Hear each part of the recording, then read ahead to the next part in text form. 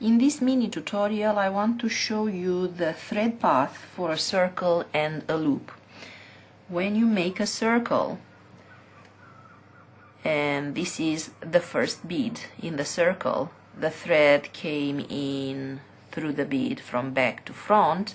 To close the circle you have just to go again from back to front through the same bead, and this is the circle.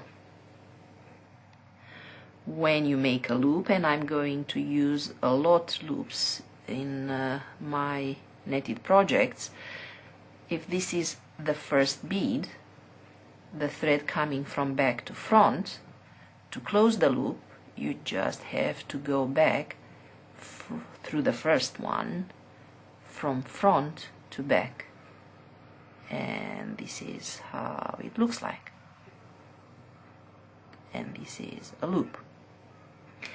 If it's easier for you to follow diagrams, I have here a diagram showing the thread path for a loop. So the thread comes in from the back to front and then from front to back again, making a loop. And for a circle, the thread comes in from the back to front and then again from back to front out, and you have a circle.